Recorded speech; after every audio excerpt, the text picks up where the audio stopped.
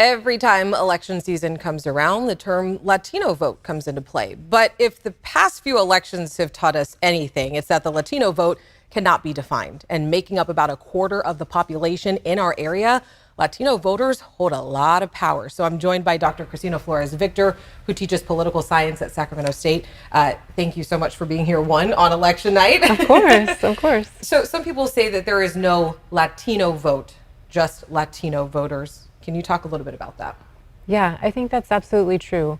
Latinos as a group are an incredibly heterogeneous group of individuals, right? They have different experiences. They potentially come from different places, different religion, different culture, different languages, different generational status. They settle in different areas in the US.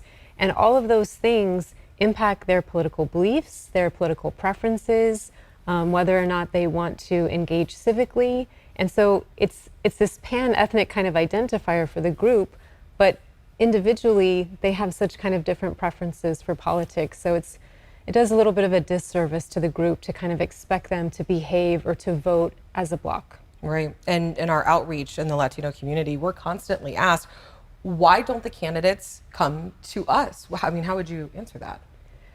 Well, one, that's true. Even in national surveys, I think a week ago, a poll done recently said that up to 50% of Latino voters say that not a single candidate or party or anyone had reached out to them during this 50%? entire... Yes, 50%. Wow. And so, I mean, that's a failure on a couple of different levels. Why don't they reach out? You know, campaigns and candidates have finite resources. And so they tend to target who they think is going to be the most likely voter, who will turn out. So it's a little bit of a self-fulfilling cycle, right? They don't reach out to these voters, then they potentially don't turn out to vote, then they don't reach out to them again. And so it can be a little bit of it's a bit of a cycle, right? You think Latino voters are undervalued? Absolutely.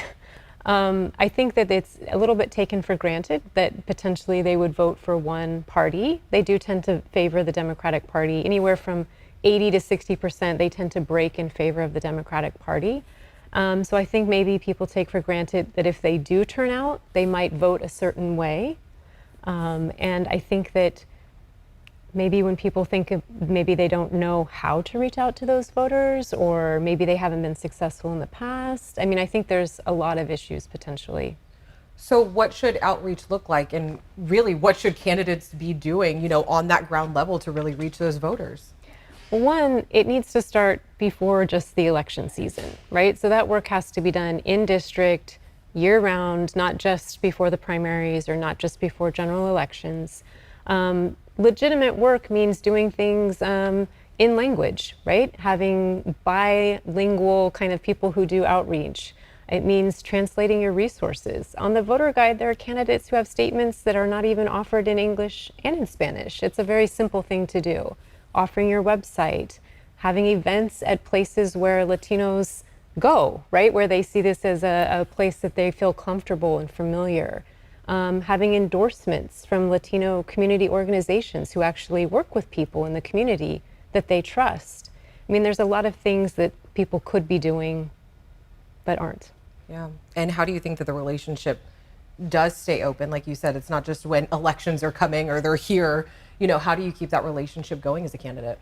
The work has to be done in the district at all times, right? Thinking about what issues do Latino voters care about, and engaging with them on those issues. Latino voters they care about more than just immigration, right? They care about the same issues that other people in the district care about. So kind of that year-round engagement, the kind of very bilingual, bicultural engagement, perhaps. And always being in the community, like you said. Always being in the community, and something that parties could do, maybe not individual candidates, but parties. I'm so sorry, doctor. We have to head out right now, Oh, so I that's okay. apologize. Thank you.